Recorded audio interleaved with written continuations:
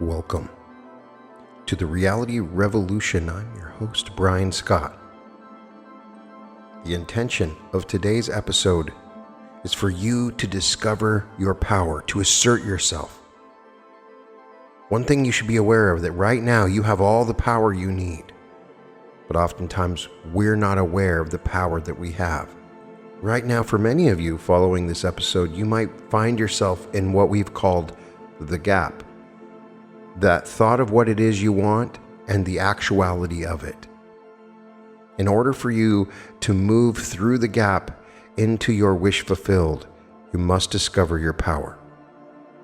By now, if you followed this podcast, you've made significant progress in breaking through the fears and paralysis that have kept you constrained. You've learned how your fears hold you back and keep you from doing the things you want to do. You've learned to explore new arenas and avenues for self-expression by creating a vision and working toward it. In this episode, we're going to discuss taking actions toward the vision and the notion of getting to the edge of your comfort zone and the ability to move beyond it by taking the next step in the gap. This idea of getting to the edge and pushing yourself beyond it can feel like risk-taking. Pushing yourself to take a risk deals with your confidence to drop the self-doubts of the past and take responsibility through action for who you want to be and are becoming. An important aspect of gaining self-confidence and eliminating self-doubt is expressing what you want and speaking from a voice of certainty. It is a key method to break through certain inhibitions and the need to control the response of others. Expressing what you want provides you an opportunity to assert not only your thoughts, but also your rights and what you want in the face of your own anticipatory fear that you might offend people or be rejected. The idea of expressing opinions and preferences can be a big hurdle for people who fear rejection and criticism, who have self-doubt and tend to circumvent uncertainty. All of us are reluctant to express our opinions and state what we want. But this is not about making radical statements or throwing caution to the wind or intentionally hurting someone's feelings. What I'm referring to is the need to control how we appear, which often makes us reluctant to express our ideas and state our needs clearly. These inhibitions can dominate us if we don't push back against them. It is a fact of the modern social media age that most of us often are concerned about how we appear before we think of anything else. In fact, it may take considerable effort for us to express things that seem out of character, even though we are expressing our perfectly natural opinions that all people are entitled to express. People can be afraid to express their opinions or ask for what they want directly because they fear that they may sound foolish or might offend someone. They are also afraid of being rejected. People may be afraid to ask a question for fear of looking ignorant. So they sit there and appear uncommunicative or unengaged or uncaring. When asked if anything is wrong, they reply, "Everything is fine," pushing themselves further into a protective shell and less inclined to ask a question or provide an opinion. I'm speaking from self-experience. Asking for more information, stating your opinion, or asserting yourself offers you with an opportunity to get to the edge of your comfort zone, to get to the perimeter of self-doubt, and go beyond the barriers where much of anxiety is generated. Expressing your opinion is a form of self-assertion. It is a form of risk-taking, but it's needed to break through the inhibition and paralysis that creates the vicious circle of hesitation, fear, uncertainty, doubt, and anxiety. The vicious circle is the compulsive repetition of negative thoughts and actions. To break free of the way things have always been, and to break free from the vicious circle, you have to learn new behaviors and develop new skills. No matter who you are, learning new behaviors and developing new skills always feels somewhat anxiety-producing. It is only when you practice doing these things over and over again that you get comfortable with the new behavior. Creating new behavior always has that quality of taking a risk. It is critical, however, for developing a new way of being, a new way of functioning, but perhaps most important, it gives you the opportunity to tap into your hidden potential that has been suppressed by your fears and doubts. Are you afraid to act in new ways or to take on challenges that are incompatible with your public image? We are talking about manifesting, and we must confront this powerful fact. If you are trying to do things differently, it doesn't have to be anything big. Take a new route to work, wear something different to the office, speak up in a meeting, assert yourself, make yourself feel uncomfortable, even awkward. If you're nervous around the opposite sex, walk up and ask for directions. Look people in the eye. Don't nod all the time. Doing what makes you feel anxious gives you a chance to see how much you are governed by a whole set of conscious automatic thoughts. These unconscious automatic thoughts are partly related to routine, familiarity, and habit. Also, you have some notions about what other people may or may not think about you. Recognize that when you try something new, when you try something different, there is going to be a certain amount of discomfort. Doing something that pushes you to the edges of your comfort zone, for example, if you ask for something or state your opinion, it will help you see whether you are reluctant for fear you may be rejected, ridiculed, or censored. You may think it is inappropriate to do anything different from what you have done before, or anything that might conflict with the norms of your group or what you believe to be the norms. You may find you have a posture of withholding because you fear repercussions. Holding back bolsters self-doubt and suppresses creativity.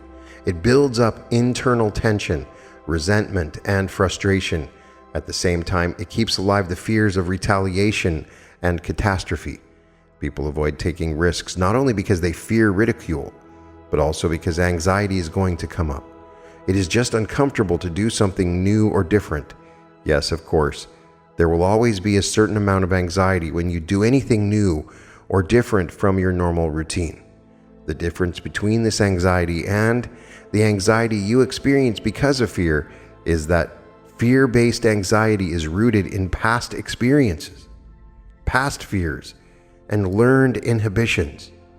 The anxiety we are referring to here is associated with doing something new and is associated with creating a new concept for yourself, a new direction to go, in a new vision for yourself. To get through this anxiety, practice relaxing and start exposing yourself to new situations and doing things in line with what you want.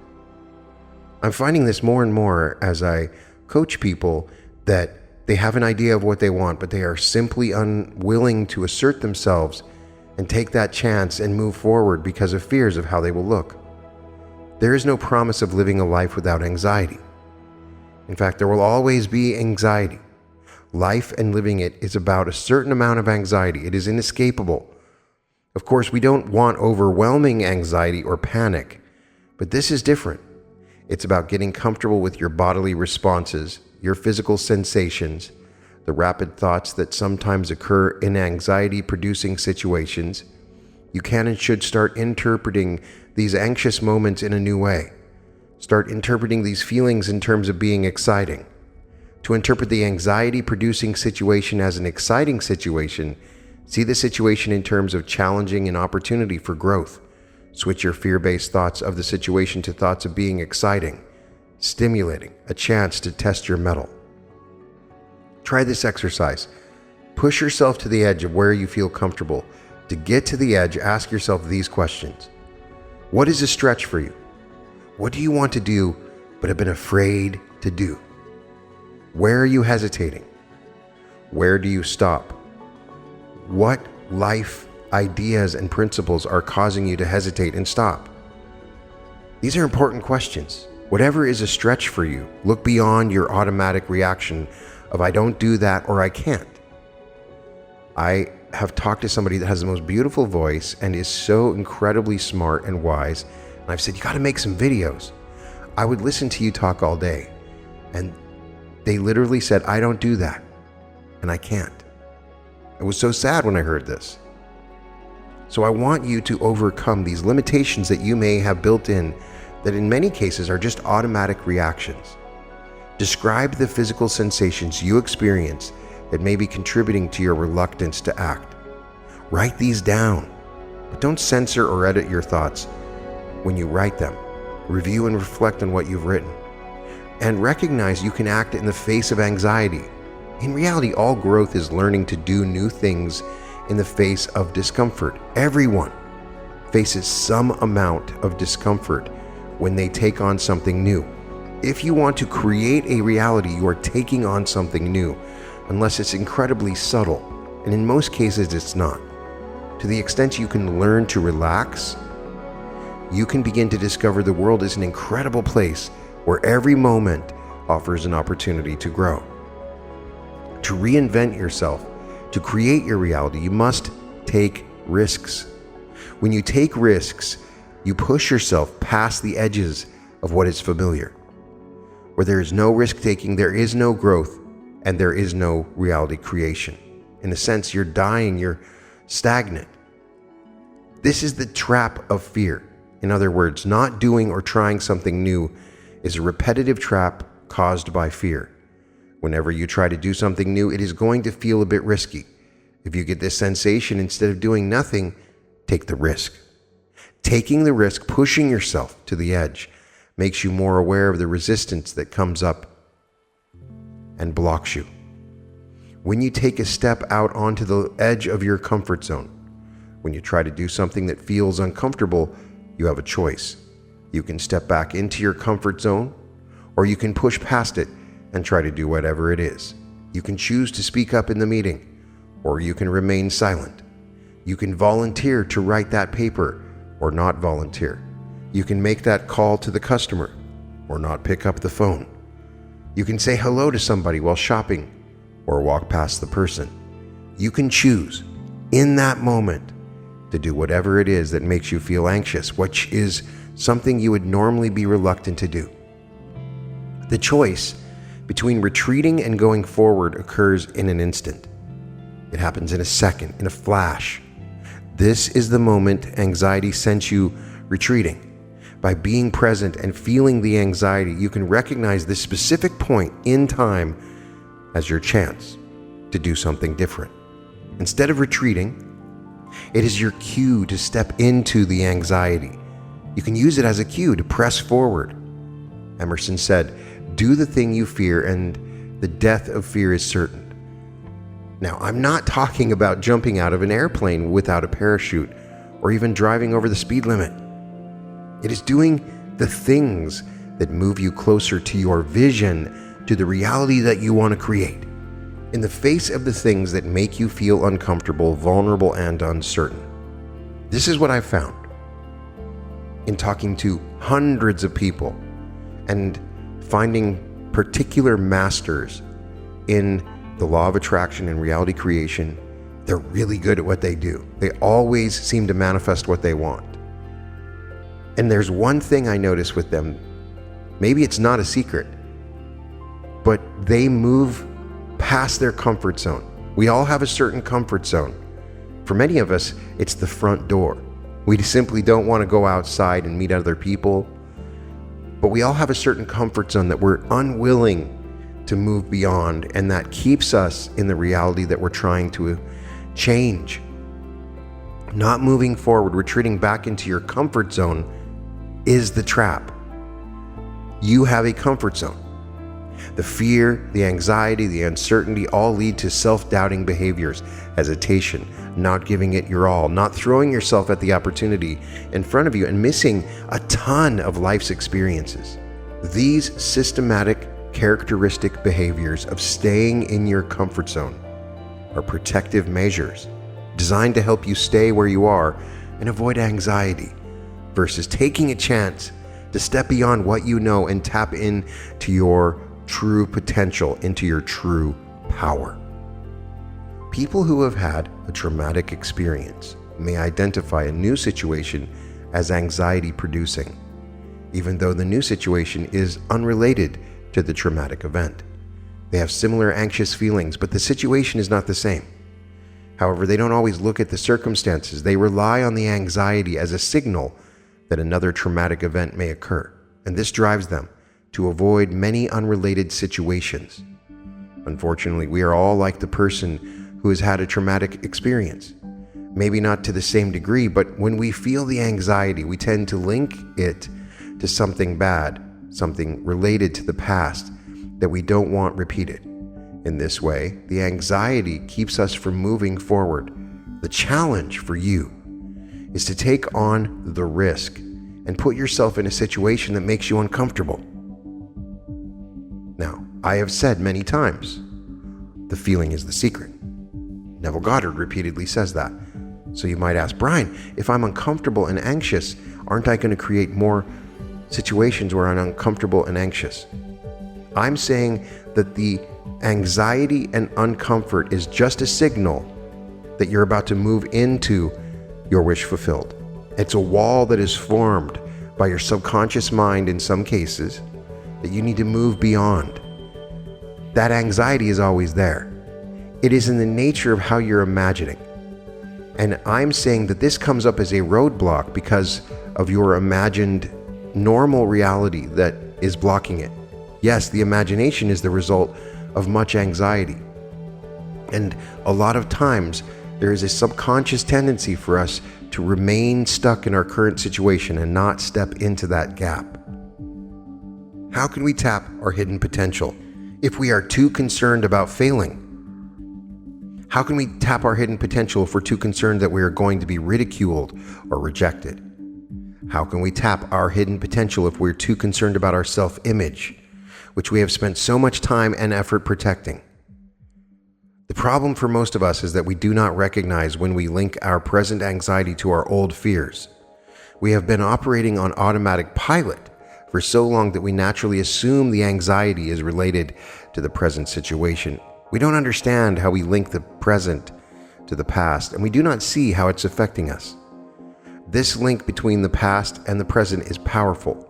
It operates unconsciously, forming habits that keep us from going forward, making it okay to stop.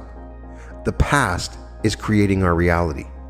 The past is creating these anxieties that keep us in our current reality. Without realizing it, we become stuck. In some ways, being stuck is the comfort zone. It keeps us from growth, opportunities, and becoming all we can become. In order to move forward and tap your hidden potential, it helps to learn how to become unstuck, to push beyond where you thought you could go. Think about a time when you were overwhelmed with fear or anxiety that it caused you to hesitate and even stop. You can write this down and ask the following questions. I'm going to ask them now. And what comes up? Why were you overwhelmed? Describe the situation. What impact has this had on you? Think about certain situations where you became anxious. What happened in your body and mind in these situations? What kind of situations were they? Were they with certain people, dealing with money, making presentations, speaking to a prospective love interest? Is there a pattern? Were these situations related to authority figures? Were they connected to learning something new? Whatever the situation was, try to analyze it in terms of trying to define the parameters. Try to put a box around it. Once you've defined the parameters, begin classifying the components, the parts, the variables. See if you can identify what caused the distress. Take one situation and try to identify the elements that cause you to hold back. See if these characteristics tend to bleed into other aspects of your life. You may be afraid of speaking in public, calling on a new customer, or asking someone for a date. You may find that the common thread is fear of rejection or ridicule. Taking the step to eliminate the fear can positively affect other areas of your life. Typically, we discover that the situation itself is not the problem. The problem is the avoidance of the situation. In fact, you may have been avoiding certain things for a long time, and it has become so habitual that it's not normal. You don't even recognize it as avoidance behavior Try to identify your avoidance behavior. Feel it. Face it. Take the risk by taking action. Yes, anxiety will come up. Use any relaxation technique that you learn to get past it. Or just do it. You find that whatever you feared, the possible rejection of making cold calls, or if you asked someone out, or the ridicule you feared when you sang a song or shared your opinion, was in your mind. It wasn't real. When you get to the point of recognizing the fear is only in your head and not in reality, you realize that nothing bad actually will happen. This causes you to become more present to reality. When you recognize that it's only in your mind and nothing really happens, you discover that this is a marker. The marker is the realization that this moment opens up a space, an opportunity to create your life. In that moment, to take the so-called risk, you begin to see the exact kind of situation that triggered the fear and how often the fear occurs in a whole variety of unrelated situations. To the extent you can break through this pattern, you can use it as more than an opportunity, but a tool to transform your life. There are many useful ways to deal with anxiety. When you learn to act in the face of your physical discomfort, your physical sensations, you discover that you don't have to stop doing something simply because you're anxious. Experience the anxiety brought on by the risk-taking behavior simply by continuing to act. If possible, acknowledge that you're experiencing it. My heart is beating faster. I'm feeling a little dizzy. Continue to take action. It will help to dissipate the anxiety and get you to the other side of it. It's paradoxical, but the discomfort appears with you taking action. Most people don't realize that by taking focused action toward their reality, their vision, the fear dissipates. In taking action, your mind has no room for fearful thoughts. When you complete the task or when the event is over, you're on the other side of fear. This is the best way to eliminate the anxiety and the concern for appearances. And in doing so, you enter a realm of flow or freedom, where you can produce amazing results. Over time, you will see resistance, the anxiety and uncertainty as a natural precursor to conscious action. When you experience discomfort, realize the positive aspect of it. It means you are probably in the zone of growth. You're in the gap. When you're in the growth zone, this is not the time to pull back. It's not the time to deny or the time to avoid it. It is the time to go forward. Recognize the discomfort or anxiety as equating to growth, a cue that this event is a growth opportunity.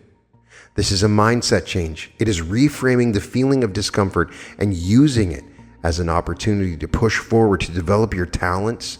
When you push forward, you begin to develop new skills and tap talents that may be dormant and hidden. Pushing forward allows you to be more of who you are and become the person you are meant to be. You are in the arena when you step past the edge where it's comfortable. The edge is where you have maximized your knowledge and skill. And each step beyond the edge offers enormous opportunity for growth. Only in that arena do you speak your truth. This is the place where you commit to a larger purpose, your vision. If you're stuck between your fear of ridicule or rejection, you are likely seeking approval from others. Stop seeking approval. People who have dependency needs are typically searching for support and approval that they never received in childhood. In searching for approval, people can squelch something about themselves, such as their opinions. They are reluctant to take risks. They believe they need to get something from others that they lacked in childhood. This is an erroneous notion. The fact is, they do not need the support that they think they need.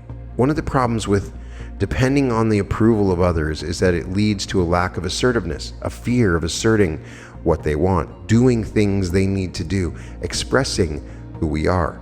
This exacerbates the fear of taking risks, because doing something might not win the approval of others. In fact, we might be afraid that doing something may incur the wrath of others. Unfortunately, this keeps alive the feelings of inadequacy and insufficiency. The feelings of inadequacy and insufficiency are at the root of the fear of assertiveness, taking action and tapping our hidden potential. Why do I know this? Because that is what happened in creating my podcast and writing my book. I feared it. And as a result, it took me 5 years to really do it. The person who looks to the approval of a parent or a boss or someone else may get their feelings hurt as they become more assertive and develop their independence. You may be reluctant to acknowledge your feelings are hurt. You may look sad and hurt, but try to minimize this when others ask what's wrong. Acting distressed without admitting to it, not owning up to your own feelings, actually induces guilt in other people, whether the person is purposely trying to induce guilt in another person or not. It leads to mistrust and suspicion. The antidote for dependency is acting independent of any need for approval. It is a reliance on your own approval. It is asserting yourself by being direct. If you need help, you ask for it. Become willing to express what you are feeling. Don't beat around the bush. If you feel overwhelmed, ask directly for support and help. People who hide behind their fears often use manipulative behaviors. They're indirect. They don't say what they mean and try to get others to do their bidding. When you feel comfortable in your own skin, you find things go better in your relationships. You express your opinions. You have the courage to state your case. You find you are more integrated and whole when you take a stand. Oftentimes, people develop relationships with others who keep repeating the dramatic experiences of the past. If somebody has shamed you, saying you shouldn't have done that, tell the person, I have a feeling you are shaming me and I'm not going to discuss it anymore. Or say, I have a feeling you're about to ridicule me and I really don't want to discuss it. What I really need is your support and not your criticism or judgment. When you can speak up for what you want and not against someone else, you are expressing the power to assert yourself instead of backing yourself into manipulative behaviors or bending yourself into contortions. Become alert to the fact that certain behaviors are traps. These traps hold you in place. They don't allow you to move forward. You need to be able to identify them and ultimately relinquish them. Also be alert to the traps in others' actions. Not that we can change others, but so you are not drawn into a web of incongruous behaviors. Traps come into multiple forms of behavior, including avoiding criticism by not committing or getting involved, recognizing where you and others avoid taking action for fear of making a mistake or keep putting off what should be done today because of belief it can be done tomorrow. Another trap is saying yes when you mean no. Recognize that some people thrive on not cooperating. When asked for their opinion, they do such things as remain stubbornly on the fence or are circumspect or circuitous. They may cooperate by inviting others' opinions and then reject them. They offer to help but never follow through. Some people have become good at finding fault with others, using the faults as an excuse not to cooperate with them. Others hide a lot of hostility behind a mask of helplessness and forgetfulness. And still others complain about how much work they have, but spend hours on the phone or pretending to be busy. Yep, that's me. Martyrdom is another characteristic. Someone is willing to take on the extra burdens, but always with a twist. So others feel guilty. It's okay, I can do it, they say in a grudging tone. They are passive-aggressive maneuvers. However, they are masked by helpfulness and cheerfulness. These people are afraid to take things on. It's useful to discover what your so-called act is. Consider if the things you do are contrary to your intentions. The phrase contrary to your intentions is key. How do you mask your true feelings? Do you smile and agree when you don't mean to? Do you say yes when you know you should say no? Do you say yes and then don't follow through? Do you grumble and gossip? Do you mask your true intentions from other people? These are traps too. They keep you from moving forward. More importantly, they hurt your humanhood. Become aware of the automatic social persona. Be alert to manipulative behavior. Don't allow yourself to hide. Learn to speak your mind, express what you want, embrace the rejection. Identify behaviors you know that are not working for you. Relinquish them. Give yourself permission to take a stand. Ask for what you want. State plainly what you're willing to do. Speak your mind and express your intentions without fearing the rejection of others.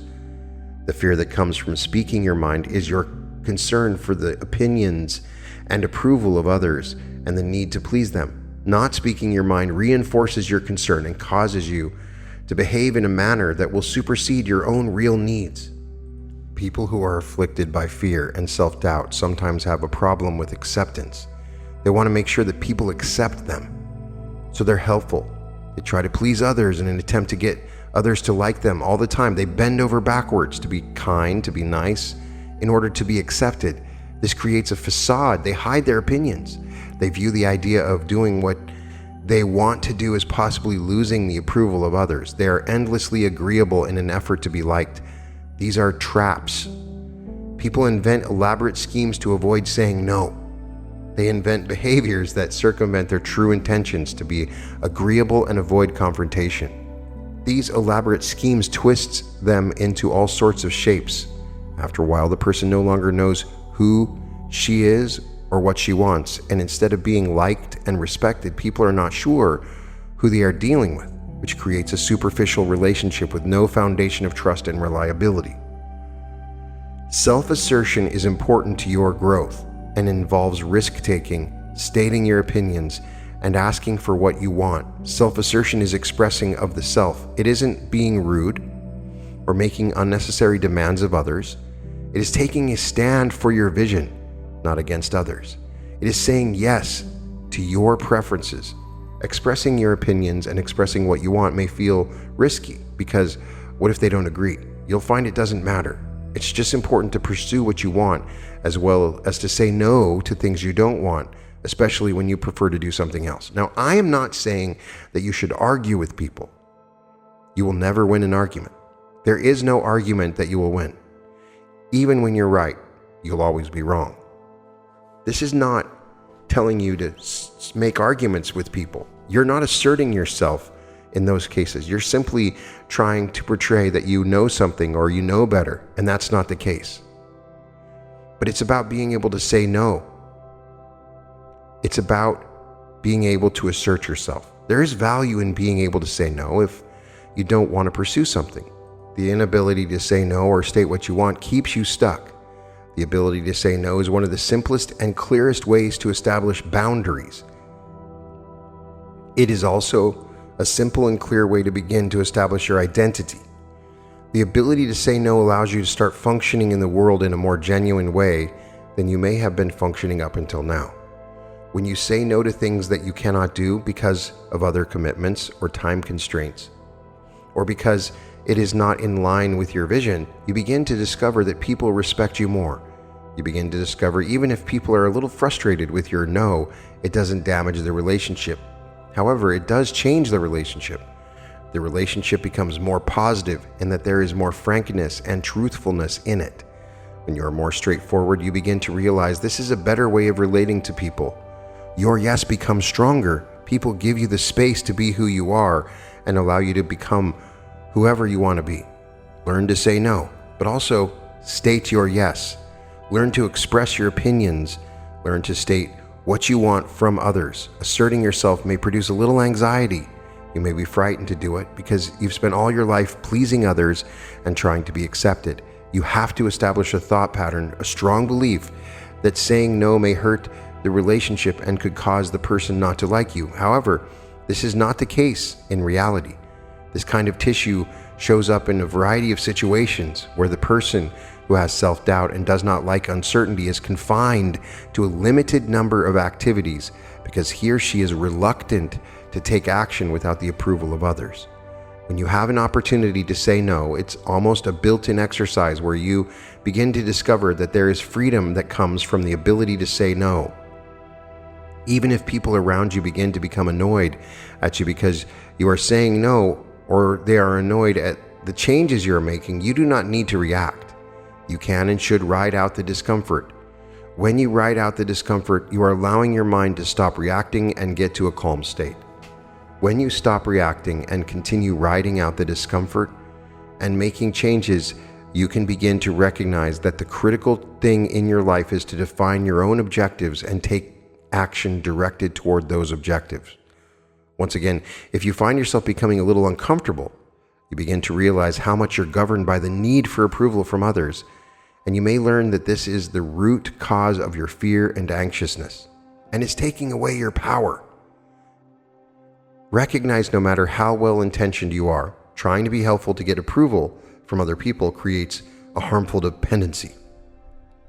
The root cause of fear and anxiety you face is the anticipation of acceptance and fear of rejection set up in the dependency.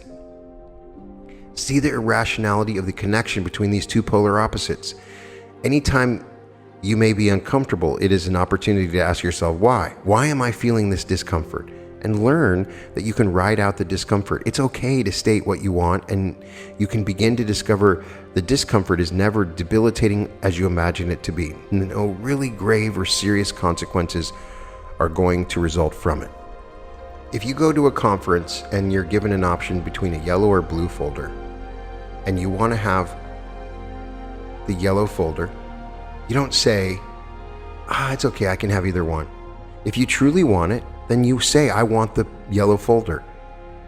This goes with ordering food. This goes with picking a movie. This goes with choosing your vacation. Oftentimes, you do not state what you want because you're concerned about pleasing others. The real thrust of creating reality is laying out a strategy, a methodology to unwind the past programming and to challenge you to define yourself from a larger vision, a larger purpose, and to begin to live in terms of a future objective. You then begin to make incremental steps to achieve the vision, living each day, each moment, doing the things necessary to achieve the vision, almost in the same manner you would practice the piano, your tennis stroke, your golf swing, or a new language. The power to assert yourself is a conscious attempt to move your life toward a larger objective and not simply be pushed around by the demands of the situation you're in. That's the significance of being able to say no. You are essentially saying, this is what my life is about, and this is why I'm going to focus my attention on these more important objectives. And in the process of doing this, you're going to become stronger and stronger, and you will overcome the past and the fear and any anxiety that you have about moving forward. And you will discover your true power. Now, I can do a whole episode on discovering your power energetically in a variety of means, but I have found through hundreds of conversations now with people that are struggling that they are limiting their own power by trying to please others, and they are incapable of asserting themselves and saying what they want and doing the things that they want. It's a fear of going outside of the comfort zone. If you can move outside of that comfort zone, it's not as bad as you think, and you will discover your power. You can find all episodes of The Reality Revolution at therealityrevolution.com, and welcome to The Reality Revolution.